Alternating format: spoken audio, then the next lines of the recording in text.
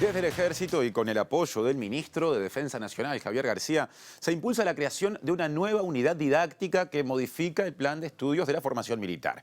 Este nuevo contenido incluye términos como golpe de Estado, movimientos guerrilleros, detenidos desaparecidos o Plan Cóndor. ¿De qué se trata esta iniciativa y qué cambios implica?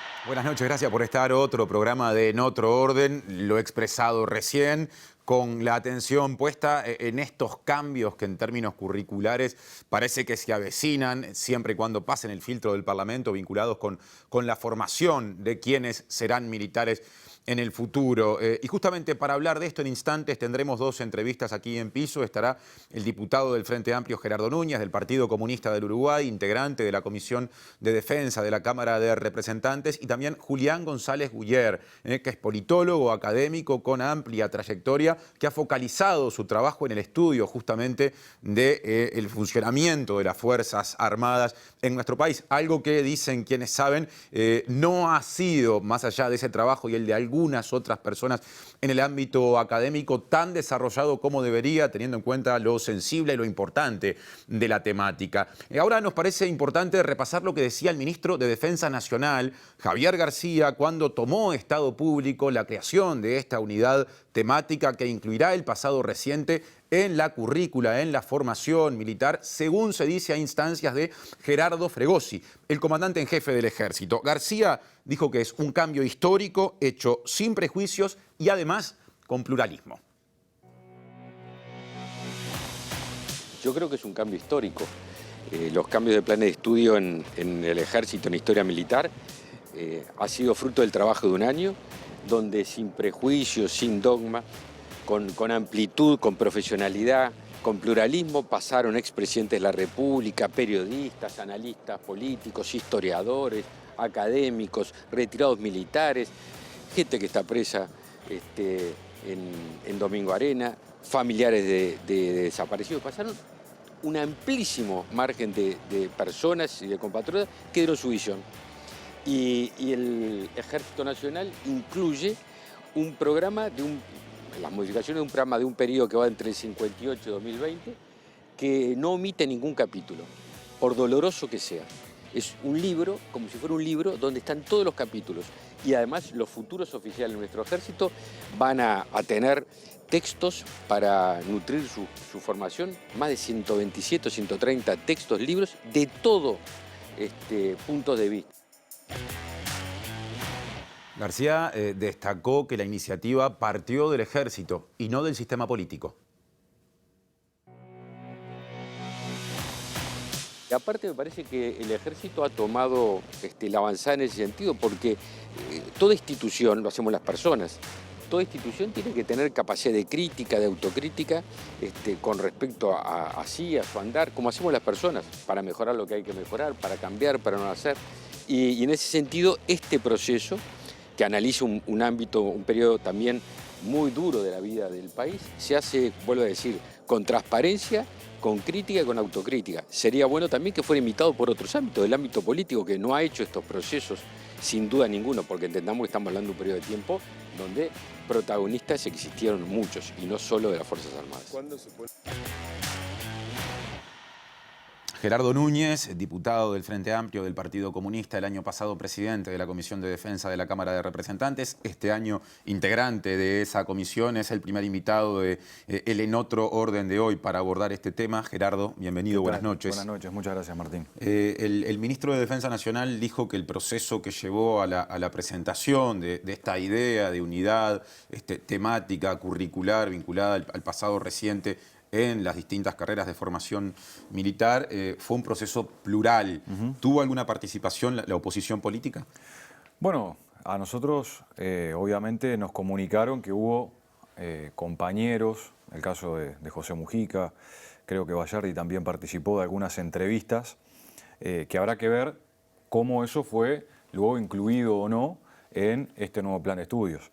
Lo primero que hay que señalar es que hasta el momento formalmente, oficialmente, el Parlamento no tiene conocimiento de qué va a consistir este plan de estudios. Sí recibimos hace algunos meses atrás al ministro de Defensa Nacional, al general Moreira, que bueno, expresaron y explicaron en qué consistiría, pero en ese momento estaba en proceso, digamos, de armado, de investigación, todo este nuevo plan de estudios. El general Moreira es, para ponerlo en contexto, ¿quién fue con García? Está responsable del Instituto Militar de Ajá. Educación Superior, también bueno, brinda cursos en el CALEN, es una persona, un general vinculado a la educación militar, es un profesional muy interesante, muy importante, creo que ha hecho buenos aportes, fue quien explicó justamente los alcances de este tema. Yo creo que en primer lugar nosotros tendríamos que preguntarnos como sociedad si tiene que ser el Ejército, la propia Fuerza Armada, la que tome la iniciativa en un tema de este estilo. Yo creo que la necesidad la compartimos todos, incluso el propio general Fregosi en una entrevista que se le hizo el año pasado, él dijo que bueno, algunos de los libros que se estaban utilizando para la formación militar era Testimonio de una nación agredida, que es un libro elaborado por las Fuerzas Armadas en plena dictadura, que obviamente bueno, tiene una forma de dirigirse al pueblo uruguayo terrible, justificando atrocidades, cosas que no pueden volver a ocurrir. Fíjate que eso hasta hace poco tiempo estaba siendo parte de la currícula o de los materiales de consulta. ¿Hasta cuánto tiempo hace? ¿O hasta cuánto tiempo hace que se usaba? Y fíjate que la entrevista es del año pasado. Es un material de consulta. Hubo también en la década del 2000, a principios, un material del Estado Mayor del Ejército que en función de su aniversario, de la historia del propio Ejército, bueno, intenta reescribir ese pasado reciente, también yo creo instalando una lógica de la teoría de los dos demonios, es decir, bueno, las Fuerzas Armadas actuaron en nuestro país porque había del lado, digamos, del otro lado, del lado opositor, un escenario de violencia, de terrorismo, bueno, lo que ya todos sabemos que fue lo que justificó, en definitiva, el golpe de Estado y los 12 años de larga y dura dictadura que sufrió nuestro país. Esto recién de alguna manera quedó expresado. Cuando este proceso avance un poco más, va a precisar de la aprobación parlamentaria para seguir adelante. Tenemos entendido, por lo menos algunas notas de prensa Sí, lo presentan. Así que va a ser el Frente Amplio. En realidad, yo creo que eso alcanza con un decreto del propio Poder Ejecutivo. Nosotros estamos siguiendo con atención, de hecho fue el Frente Amplio el que pidió en la Comisión de Defensa que viniera el ministro a explicar cuando conocimos este proceso de revisión histórica, porque nos parece que es muy importante, o sea, para dimensionar. Pasan en el entorno de la educación militar entre 2.500 y 3.000 militares por año. Es una cifra muy importante, muchos de ellos van a ser o son oficiales militares que tienen tareas muy relevantes, que tienen personal a su cargo, que son responsables del personal subalterno y obviamente contar con esos oficiales, con esos militares, con una visión de la historia objetiva es muy importante, porque lamentablemente tenemos muchos militares, no todos, pero hay algunos, sobre todo militares retirados, que tienen una concepción del pasado reciente muy complicado, que no se ajusta a la realidad. Y acá uno puede decir, bueno, ¿cuál es la realidad? Claro. ¿Qué fue lo que pasó? Hablaste de una visión objetiva. En realidad, siempre hay una carga subjetiva en todo Siempre texto. Exactamente. Yo creo que más en la historia no es digamos, una ciencia exacta. Hay interpretaciones de quién la escribe, de quién la produce, de quién investiga. Y entonces, ¿cómo se equilibra? Pero ahí yo creo que sí hay hechos académicos, o mejor dicho, hay hechos que han tenido una investigación académica que tienen un respaldo contundente, ¿no? Que en nuestro país hubo un golpe de Estado, no hay dudas de ningún punto de vista. ¿Cuáles fueron las causas? Bueno, yo creo que ahí pueden haber diferentes interpretaciones. ¿Cuál fue el papel del pueblo uruguayo en torno a eso, ¿no? Que muchas veces pasa desapercibido. Yo por lo menos, y seguramente vos y muchos oyentes que participamos de la educación, que fuimos al liceo, por lo menos en mi caso, la historia de la película iba hasta el año 73, ¿no? Y casi que el golpe de Estado fue una respuesta al movimiento de liberación nacional, a los Tupamaros. Y bueno, uno ve después, viendo justamente la historia, los primeros libros que fueron surgiendo a partir de 2005, 2006, de investigaciones de la Universidad de la República, de la Facultad de Humanidades, que justamente, bueno, el proceso fue mucho más que ese episodio de enfrentamiento y que en realidad, bueno, hubo un pueblo que fue atacado antes, porque la represión contra el pueblo uruguayo arranca mucho antes del 73, por lo menos desde el año 68, pero ya antes habían existido incluso ideas, intenciones golpistas en Uruguay después del golpe de Estado en Brasil. O sea que en Uruguay esas aspiraciones golpistas no son o no surgen exclusivamente al final de la década del 60, es a principios, mediados de la década del 60. Y bueno, después, obviamente, todo lo que ocurrió en nuestro país. Recién decías, hubo un golpe de Estado, ¿no? en 1973. Ha trascendido que, bueno, ese término, golpe de Estado, movimientos guerrilleros, detenidos, desaparecidos, Plan Cóndor, son términos que se incorporan, es decir, se deja de hablar del proceso cívico-militar para hablar de dictadura, por ejemplo, o se dejaría si esta unidad temática se aprueba con los textos y los materiales que vengan de su mano. ¿Ahí hay un punto de partida positivo para el Frente Amplio? Yo creo que hay un aspecto positivo siempre y cuando esto no se transforme en un relato oficial. O sea, ellos insistieron, tanto el ministro de Defensa como el general Moreira, en que la intención no era construir un relato oficial de la institución, en este caso el Ejército. Ahora, si eso se transforma en un relato oficial, yo creo que ahí estaríamos en dificultades, porque ¿cómo sintetiza todas esas visiones que hay? ¿No?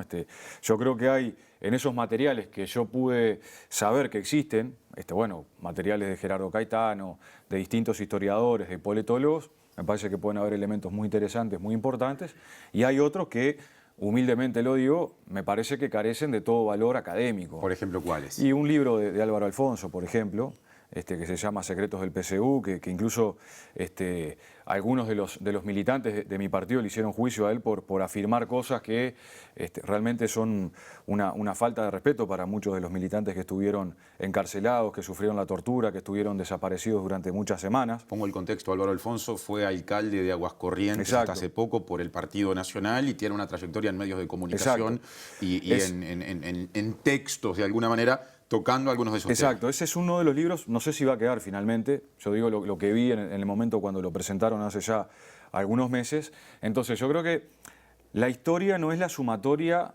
mecánica, digamos, de las visiones que haya, porque no todas las visiones tienen respaldo académico, eso es lo que digo, no se pueden sustentar en la realidad. Aún habiendo una fuerte impronta académica, uno puede tener distintas interpretaciones.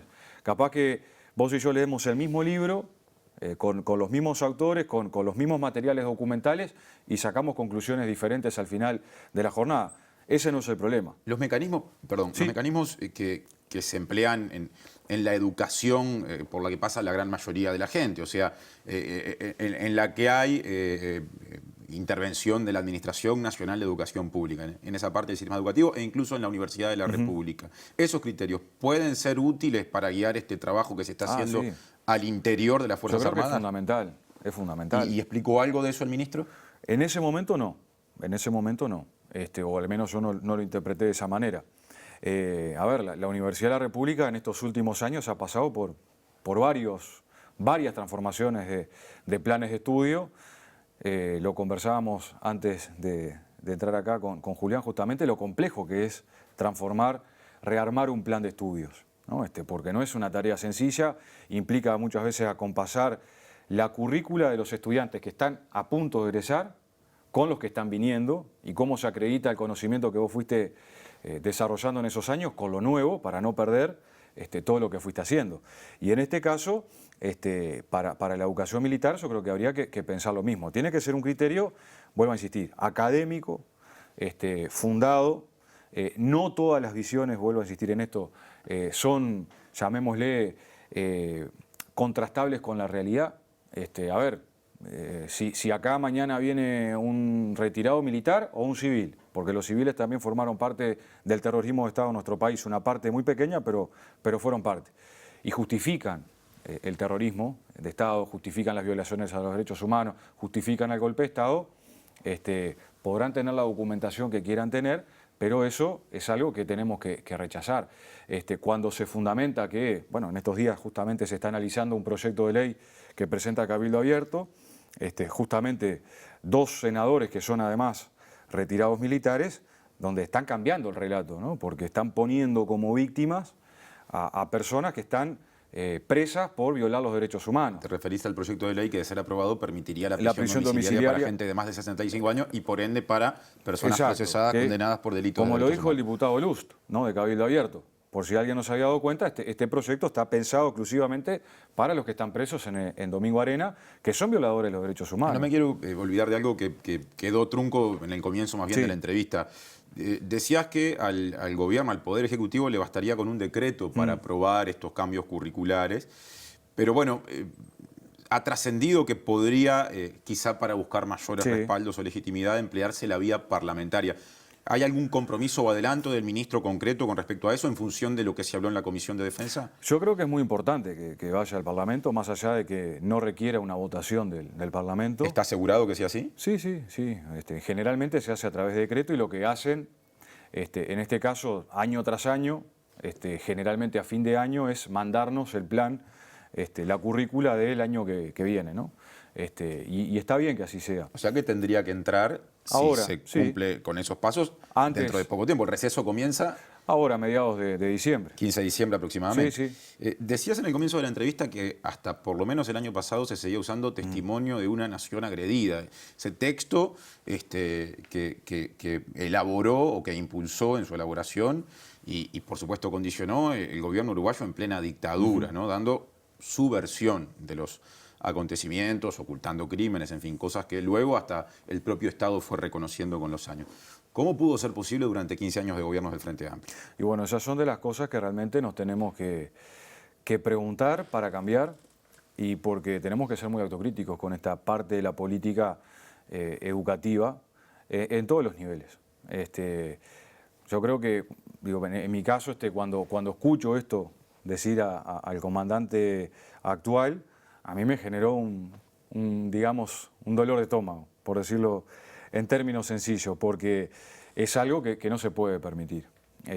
Ahora, una fuerza política con una presencia parlamentaria, con mayoría parlamentaria durante 15 años, con muchos sectores vinculados al activismo por los derechos humanos, ¿cómo puede ser que lo haya dejado pasar o por lo menos que no lo haya discutido? Si es que no se discutió. Sí, yo creo que en algunos casos se intentó discutir este tema, ¿no?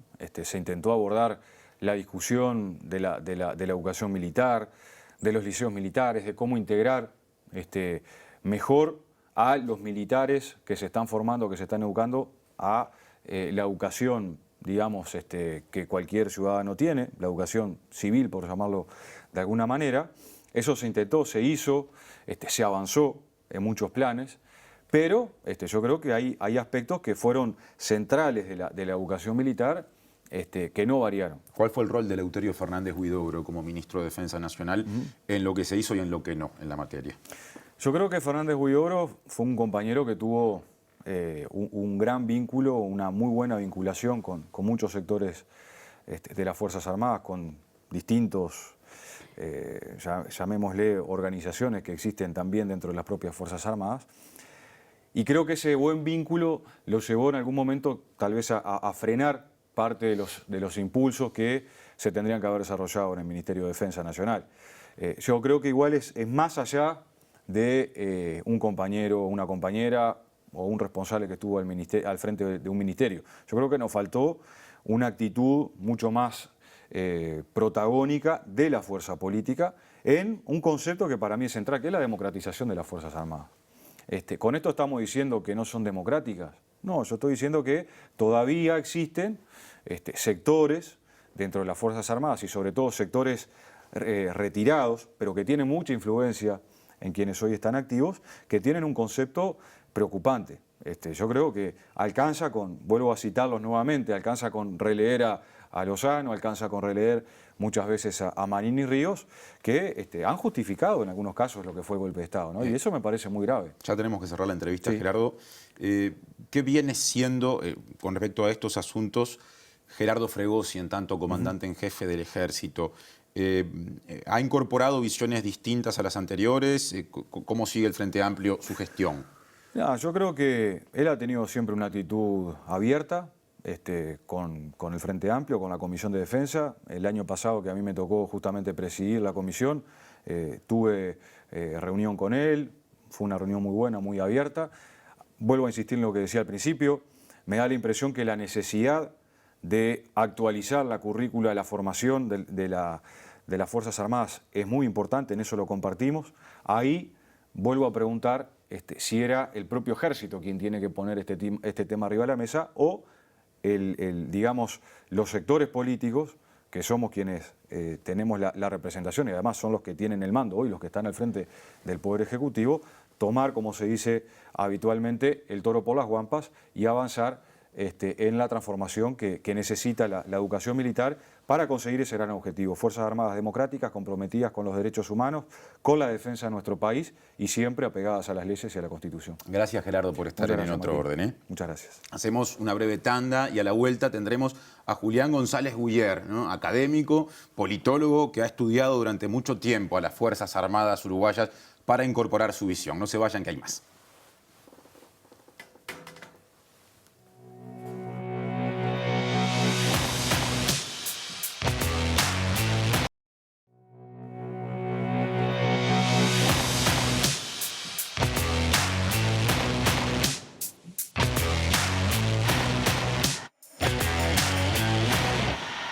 Parte 2 de En Otro Orden, ahora con Julián González Guyer, que además de estudiar en el ámbito universitario, ¿no?, como politólogo a las Fuerzas Armadas, integra la comisión que asesora al Ministerio de Educación y Cultura en asuntos vinculados con la formación militar y policial. Julián, buenas noches, gracias por estar en TV Ciudad. ¿Qué tal? Buenas noches, gracias por la invitación.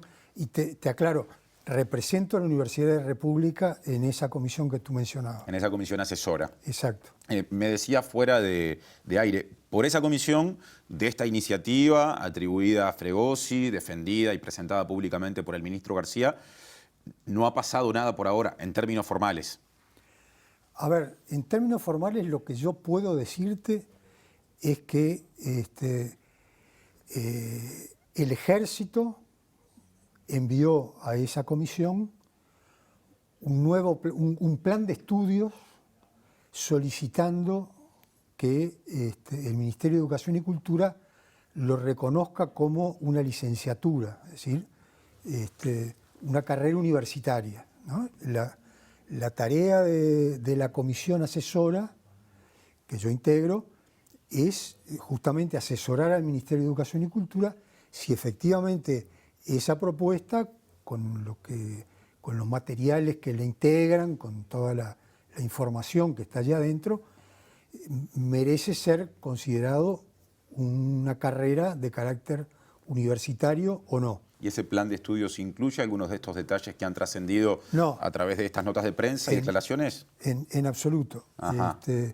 No hay ningún síntoma en la información que nos han dado de que esto tenga algo que ver con todo este famoso proceso, del cual yo también, de alguna manera, formé parte, porque un buen día el general Moreira me llamó por teléfono y me preguntó si podía atender a dos mayores que me querían entrevistar en el marco de este proceso.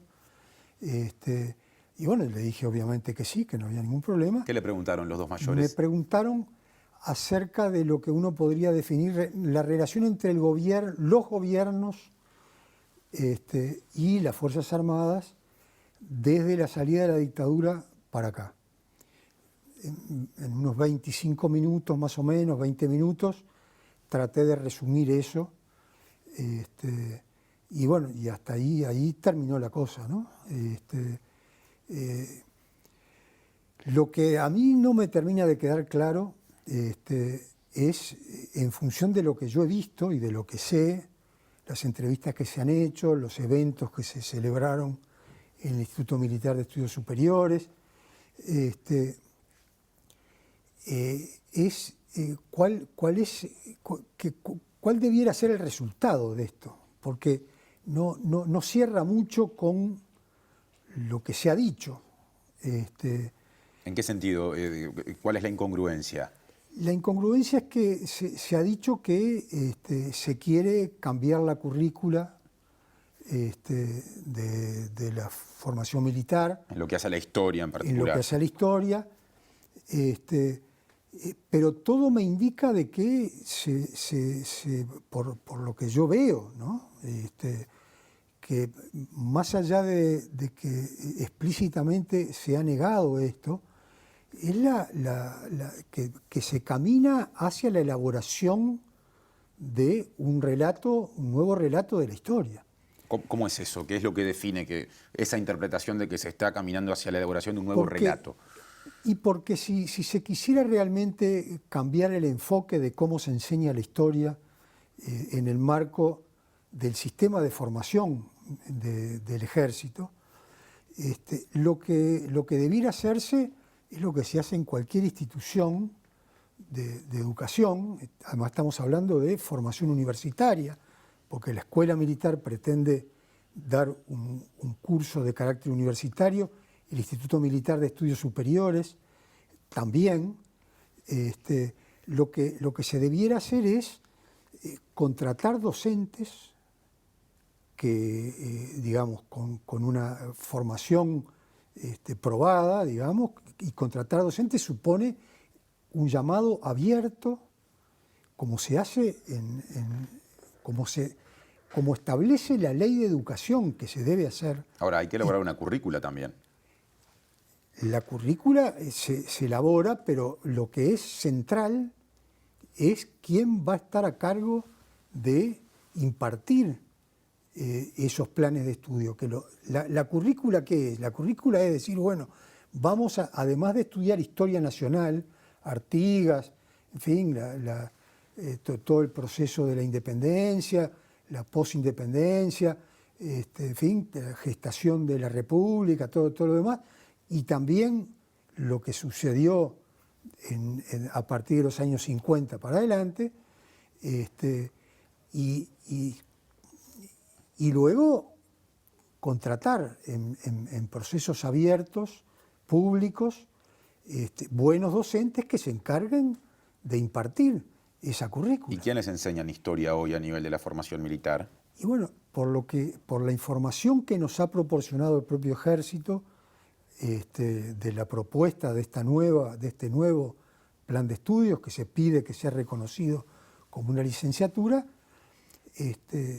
no hay ningún docente, en todo el plantel docente, no hay ningún docente que uno pueda decir, bueno, este es un profesor de historia reconocido, con posgrados, con libros escritos, con trayectoria. ¿Y cómo se accede a esos cargos? Por designación directa. ¿Son personas de la estructura militar que son designadas directamente o no necesariamente? ¿Hay civiles allí? No, también hay civiles, hay muchos militares, pero también hay unos cuantos civiles. Pero yo no pude identificar en la plantilla docente ningún historiador reconocido. O sea, para usted ahí hay un aspecto clave, entonces. Obviamente. El mecanismo de selección de ese personal. Exactamente, que además está regulado por ley. ¿Usted tiene preocupaciones, o mejor dicho, por supuesto que al estudiar la cuestión militar, también se ha interesado en la formación militar desde hace mucho tiempo, y cuando pactamos esta entrevista sugirió repasar las palabras del líder nacionalista Wilson Ferreira Aldunate en el famoso debate de 1986 en Canal 10 con Líber Seregni, entonces presidente, referente del Frente Amplio, en una democracia recién recuperada, y Antonio Marquesano, que fue integrante del gabinete de... Ministro del Interior. Exactamente. Del gabinete del presidente Sanguinetti. Exactamente, el entonces presidente del Partido Colorado. El primer gobierno, después de la dictadura, vamos a repasar discutiendo el tema de la ley de caducidad y, bueno, Wilson Ferreira saca este asunto que me parece muy interesante recordarlo hoy en día. Y saca Ferreira Aldunate a relucir este asunto o la preocupación que tenía en los siguientes términos. Creo que toda solución hoy en el Uruguay tiene que pasar necesariamente por una profunda modificación del régimen educativo de los oficiales de nuestro ejército, que si bien exhiben ahora a través del documento de los comandantes un abandono muy claro de la nefasta doctrina de la seguridad nacional, también es verdad que nosotros tenemos el deber, si es que buscamos realmente una integración, de mezclarlos profundamente durante el propio proceso educativo con los otros muchachos que en el Uruguay ejercen o buscan ejercer cualquier otra noble profesión u oficio. Es decir, yo no concibo un ejército democrático si persistimos en este sistema que encierra al ejército en sí mismo, le crea las condiciones que lo vuelven casi una casta, dándoles instrucción sobre todos los temas dentro del ámbito castrense cerrado. Pasaron 35 años desde aquel momento. Muy interesante. ¿Sigue tan encerrado en sí mismo el ejército o las Fuerzas Armadas como lo interpretaba Wilson Ferreira en aquel momento? Sí, yo leía, es bien interesante, la escuela militar está en Toledo, en lo que era un edificio, un lugar de la iglesia, que era donde se formaban los curas, ¿verdad?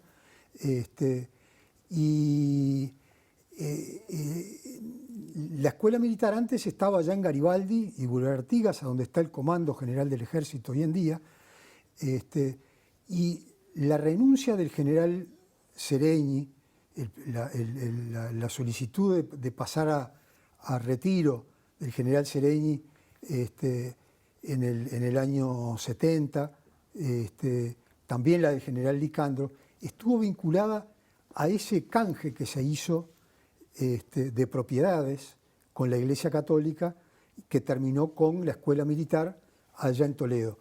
Y una de las cosas que yo leí hace poco que había dicho el general Seregni era que justamente aquel edificio y la concepción de aquel edificio, la ubicación de aquel edificio también de la Iglesia Católica para formar a los sacerdotes, tenía que ver con la idea de la Iglesia Católica y el aislamiento, el enclaustramiento de los sacerdotes para ser formados. Y que esa no podía ser la concepción del ejército para formar a sus cuadros, para formar a sus oficiales, aislados de la sociedad. Es decir, y esto entronca con lo que decía Ferreira Aldulante en esta declaración, ¿no? Y también nos pone frente a un problema, a una deuda pendiente desde hace 35 años. ¿No cambió, es decir, no hay ni siquiera pequeños avances en ese sentido? Bueno, avances siempre hay, obviamente. ¿Cuáles, pero, por digamos, ejemplo? Bueno, No es tan fácil de encontrar. No es tan fácil de encontrar, porque digamos, en lo central las cosas no han cambiado, ¿no? La formación militar se sigue procesando en términos de enclaustramiento, ¿no? En una institución que además, si uno empieza a mirar, desde que el cadete ingresa a la institución en la escuela militar allá en Toledo, hasta que termina su vida, todo transcurre en el marco de la institución. La educación, la carrera obviamente, adentro de los cuarteles que tienen muros que los separan de la sociedad, la salud es distinta, las colonias de vacaciones son propias, el sistema de retiros también es distinto, la hija cumple 15 años y lo festeja en los salones del centro militar. Las cooperativas de consumo, podríamos seguir enumerando. Las cooperativas de consumo y hasta el Panteón. Y las de ahorro y crédito también. Y las de ahorro y crédito. Claro. O sea, es una institución que tiende a, digamos, a separar a sus integrantes del conjunto de la sociedad y fruto todavía de las consecuencias de la doctrina de la seguridad nacional a la que se refería Ferreira, tiende a percibir a la sociedad como un enemigo, ¿verdad? O si no como un enemigo, como algo diferente, ¿verdad? Frente a lo cual hay que tener cuidado porque allí está de alguna manera la corrupción y los malos hábitos. Ahora, Julián, hay quienes plantean abiertamente que debería ser obligatorio que una persona que tiene el objetivo de ser oficial de las Fuerzas Armadas, en cualquiera de sus armas, curse determinada cantidad de asignaturas en la Universidad de la República. Esos son planteos que muy recientemente se han formulado en más de una ocasión en distintos ámbitos. ¿Usted comparte o defiende esa idea? Bueno, yo creo que habría que estudiarla. Hay países donde esas cosas suceden, porque, digamos, en la currícula de formación de los oficiales hay asignaturas que son propiamente militares, ¿no? Que tienen que ver con la profesión. Esas obviamente son, digamos, deben ser impartidas por oficiales en ese marco de la Escuela Militar o del Instituto Militar de Estudios Superiores, pero hay asignaturas de carácter civil que no necesariamente de carácter humanístico, digamos, o de cultura general, que no hay ninguna necesidad de que sean impartidas en ese marco, y porque además en ese marco hay un fenómeno que es la cuestión de la disciplina. Es decir, si hay algo que es contrario a la educación, es la disciplina. Es decir, en educación no existe la disciplina entendida de que el estudiante debe repetir tal y cual cosa, porque esa es la verdad revelada. Eso en la educación no existe, al contrario, lo que se busca es promover el espíritu crítico, la tendencia a mirar críticamente la realidad y tratar de interrogarse acerca de ella, ¿no? Y en la educación militar no ocurre eso. Y eso no es el espíritu de la educación militar. Claro. Recién conversamos con el diputado Núñez, ya estamos en el tramo final de la entrevista, y de alguna manera él reconocía que en los 15 años del Frente Amplio en estos temas no se avanzó sustancialmente. ¿Qué lectura hace usted? No, es obvio, la realidad lo muestra, si bien hay que reconocer que por primera vez el Uruguay cuenta con una ley de educación policial y militar, y como resultado de eso, un decreto que regula cuando una carrera del Ministerio del Interior o del Ministerio de Defensa tiene carácter terciario o universitario. Esas cosas son avances que se han hecho, ¿verdad? El problema es que creo que no se logró avanzar lo suficiente en la profundidad necesaria, y hay muchas tareas que efectivamente el Frente estuvo 15 años en el gobierno y todavía están pendientes, ¿no? Como conocedor de la interna militar, ¿qué representa Gerardo Fregosi, que es alguien a quien se le atribuye esta iniciativa? No, honestamente no tengo idea, pero lo que sí yo quisiera resaltar es que, digamos, en el marco de este proceso que impulsó el general Fregosi, que yo creo que es bien interesante, ¿no? Que parece bien interesante, habrá que ver cuáles son realmente sus resultados, pero se produjeron algunos hechos que para mí son inadmisibles, ¿no? Es decir, se invitó, por ejemplo, al historiador Gerardo Caetano a participar de una actividad en el Instituto Militar de Estudios Superiores. Fue el huésped del comandante, y Gerardo Caetano fue objeto de una campaña terrible de hostigamiento, de amenazas. Y luego de participar en esa actividad, ¿no? A raíz de haber participado en esa actividad, y yo no conozco de que nadie haya sido sancionado como resultado de esas amenazas, de esos insultos, de ese hostigamiento al que se sometió a Gerardo Caetano. Pero hay pruebas de que ese hostigamiento partió desde dentro de las Fuerzas Armadas. Sí, obviamente. Porque se había hablado también de sectores de retirados, ¿no? Pero los retirados son parte de la institución militar. Están sujetos a sanciones aún después del retiro. Están sujetos a sanciones en situaciones tan graves como las que vivió Gerardo Caetano. Están sujetos, obviamente, a sanciones de parte del comandante en jefe o del propio ministro. Ahora, en este país, cuando todavía gobernaba el Frente Amplio, a días de la celebración del último balotaje, hubo pronunciamientos muy duros, con contenido antidemocrático, de organizaciones sociales de retirados, a través de medios de difusión propios, digamos, ¿no? o muy vinculados. En ese momento, si mal no recuerdo, no se aplicó ningún tipo de sanción. ¿Qué le pasa al sistema político en ese sentido, en el de controlar las expresiones que puedan ser antidemocráticas, viniendo desde el personal retirado, oficiales retirados, cuando la potestad usted nos dice que la tiene? Claro, el problema es que justamente, y aquí volvemos al núcleo de esta entrevista, es que los distintos gobiernos no han cambiado suficientemente la educación que reciben, la formación que reciben los oficiales. Imagínense que cuando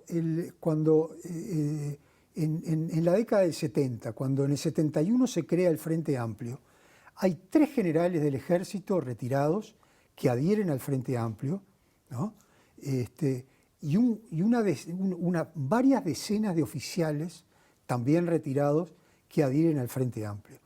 Y muchas decenas de oficiales en la dictadura son procesados por la justicia militar por su vinculación con el Frente Amplio. Pasa la dictadura, pasa todos los años que pasaron de democracia, y sin embargo, a pesar de que casi que la mitad del electorado uruguayo ha votado estos últimos años al Frente Amplio, sin embargo, en la institución militar eso no está reflejado. Es decir, la oficialidad militar tiene unas características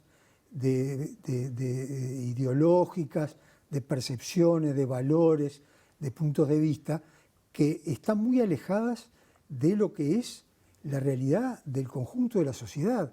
Ese era un fenómeno que no pasaba tradicionalmente en las Fuerzas Armadas uruguayas, aquellas Fuerzas Armadas que durante muchos años fueron un ejemplo en América Latina de respeto a la Constitución y las leyes. Julián ¿verdad? González Guyer, muchas gracias por la visita en Otro Orden de hoy. No, ha sido un gusto. Seguimos haciendo el programa Pausa Mediante. Hablaremos de la concentración de la riqueza en nuestro país con Julieta Núñez Tomás, que desarrolla el tema 2 de esta jornada en el último bloque. No se pierdan lo que viene.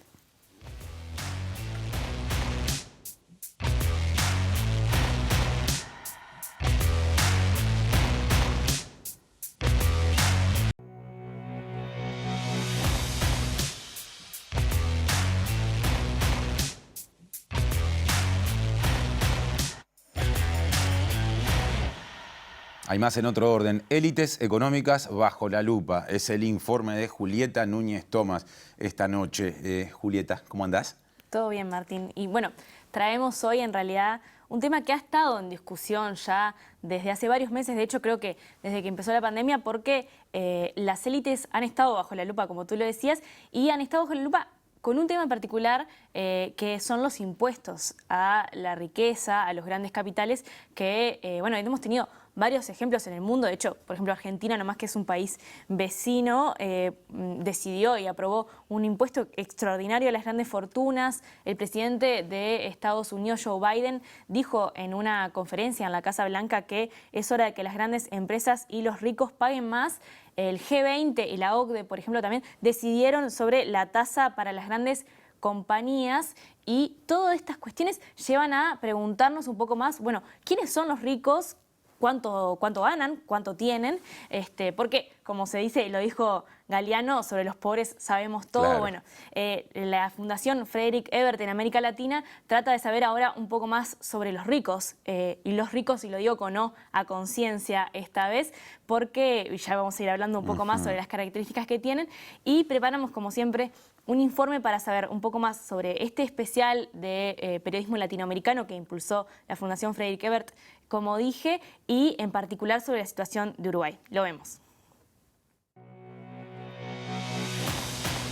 Élite sin Destino, un especial periodístico regional que intenta acercarse a las ideas y prácticas que desarrollan las élites en cada uno de los países de América Latina, publicó su capítulo sobre Uruguay. La intención del especial es comprender las culturas, los modos de pensar y de hacer de las élites en sus países y la región.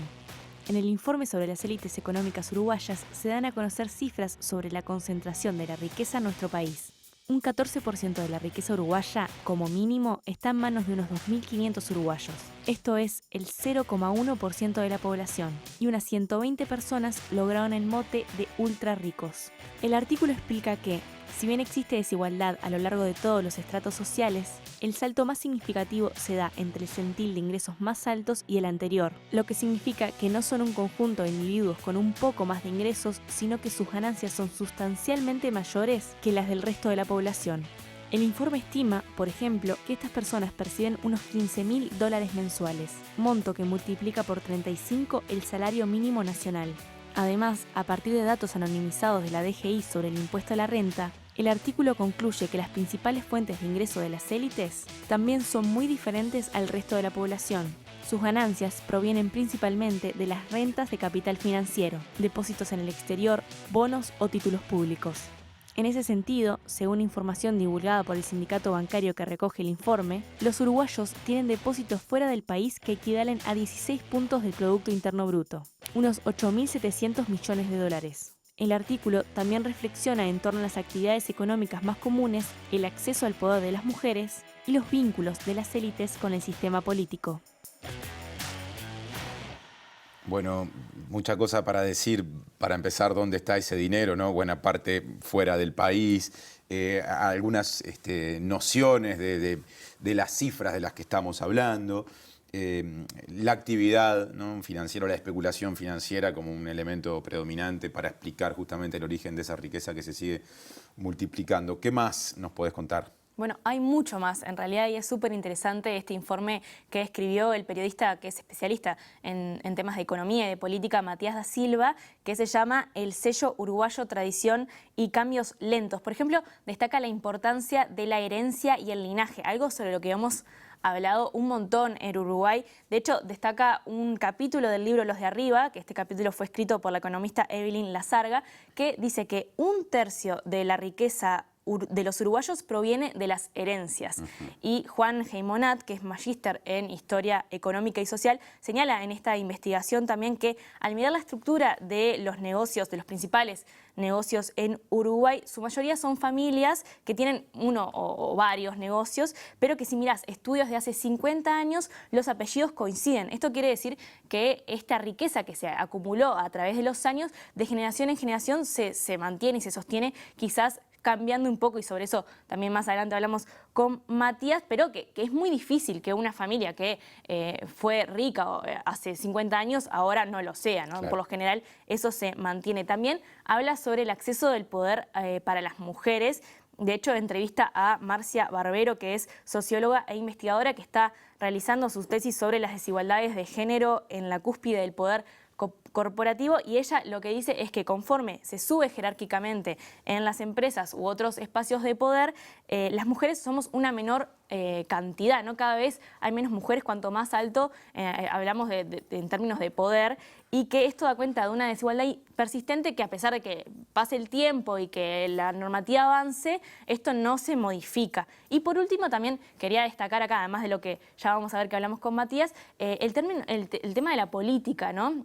Ellos en este estudio, en este informe, sostienen que las élites tratan de alejarse un poco de la política y que cuando hablamos de política tradicional y de votaciones, por ejemplo, tienden a invertir en los tres partidos o los partidos que compitan, pero tienen otro tipo de poder, un poder más simbólico que está ligado principalmente a las gremiales del agro, y según Heimonat también, estas gremiales son el sector empresarial que mejor ha sabido organizarse para incidir políticamente. Pero lobby, que le llaman. El lobby, sí, y que lo han sabido hacer durante muchos años y persisten, ¿no? Siguen teniendo este poder simbólico tan fuerte. Hablamos con Matías da Silva sobre la construcción, ¿no?, a lo largo del tiempo, el trayecto que han tenido estas élites y cómo llegaron al lugar en el que están hoy.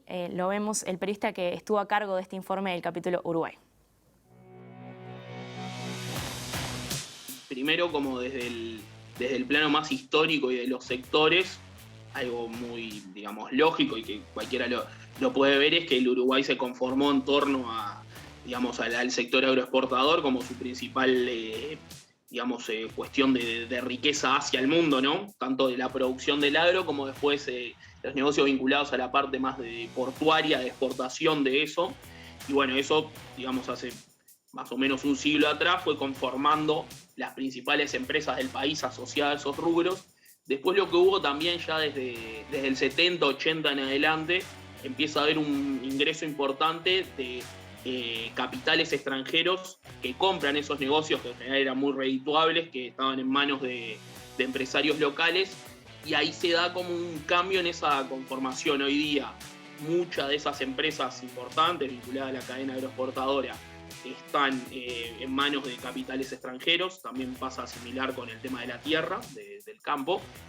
Sin embargo, esas compraventas y demás generaron, digamos, un rédito para las familias que tenían esos negocios inicialmente, y en muchos casos ha habido una transformación hacia otros sectores.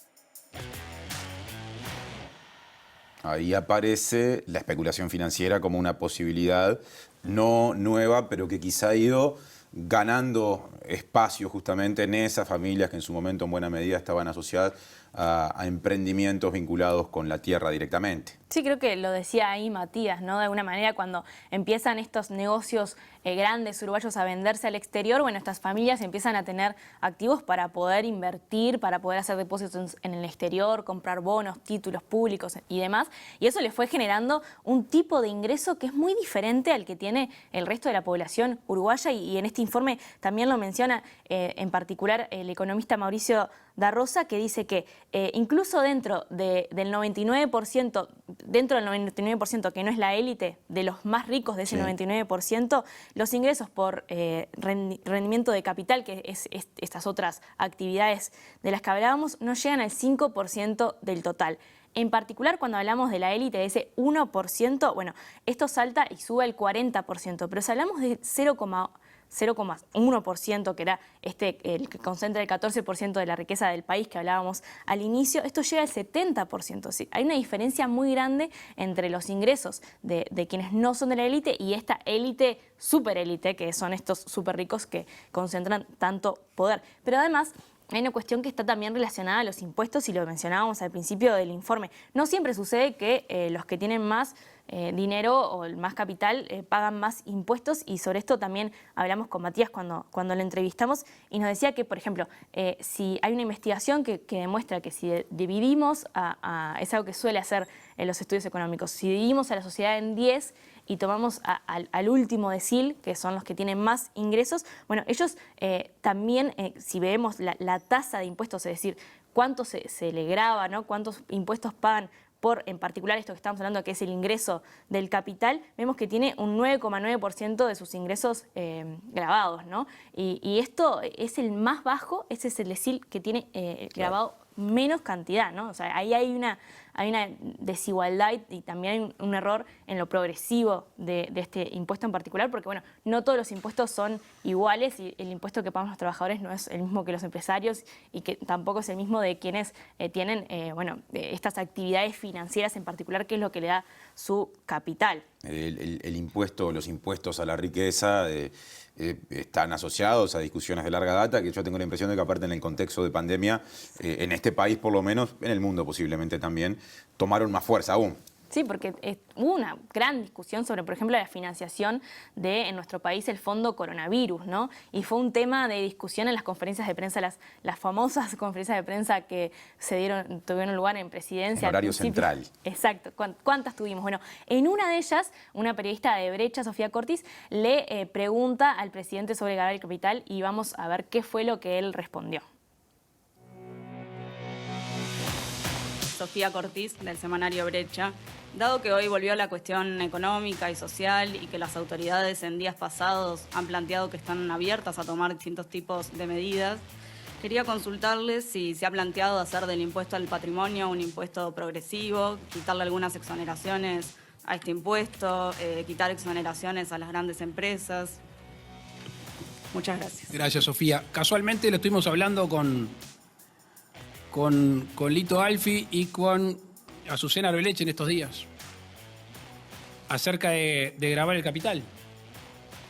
Hoy gravar el capital, desde mi punto de vista, es amputar la posibilidad de los que van a hacer fuerza en la salida de la crisis.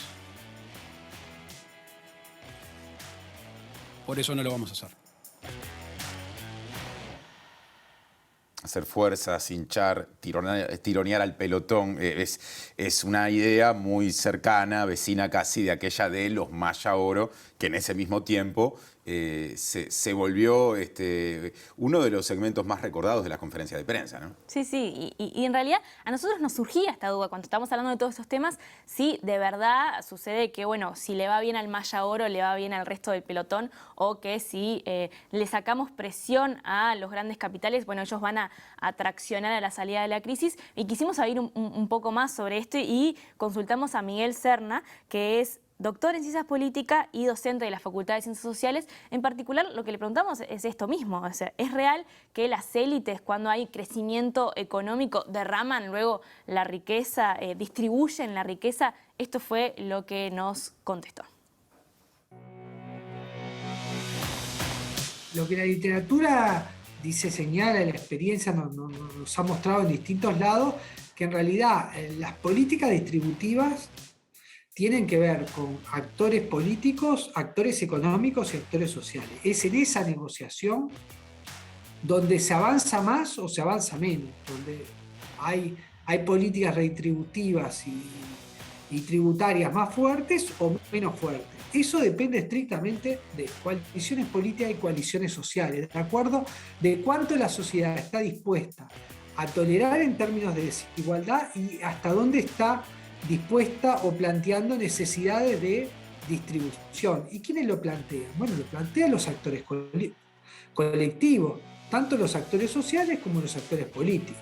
¿Cuál es el papel de las distintas élites? Bueno, el papel de las distintas élites es cuánto están dispuestas a acordar, a negociar, en el buen sentido, ¿no? En el sentido de, bueno, en qué medida están dispuestas a comprometerse con políticas públicas que permitan una distribución mejor. ¿En qué medida se cierran o en qué medida no se cierran? Bueno, ahí es donde está el juego. Si uno deja actuar solamente o creer de que, bueno, la economía funciona sola, bueno, trabaja. En la economía de mercado lo que se resuelven son relaciones dispares, asimétricas entre distintos actores y sociales y económicos. ¿Qué rol les cabe a las élites en ese juego político, en esa negociación? Bueno, lo decía recién Miguel, pero profundizando un poco más con él, nos decía que incluso las élites en este tipo de negociaciones hasta pueden llegar a tener un poder de veto, ¿no? En algo que es también tiene que ver con su poder simbólico, que no está previsto, ¿no? No es algo de la negociación que esté en términos escritos en ningún lado, pero que sí sucede y que son ellas mismas a veces quienes regulan hasta dónde ceden sus privilegios y hasta dónde no, y hasta dónde van a distribuir y hasta dónde no. Entonces, creo que ahí lo que el factor determinante es cuál es el actor de esa negociación que tiene más peso. Cuando lo es el Estado, bueno, creo que las cosas cambian y las élites ya no pueden vetar hasta dónde van a ir o no. Pero no sabremos qué va a pasar en el futuro. Lo que sí sabemos es que la pandemia ha enseñado que la salida individual no es posible. Entonces, parecería tiempo de que las élites consideren hasta dónde llevan la concentración de su riqueza y qué consecuencias puede tener incluso para ellas mismas, ¿no?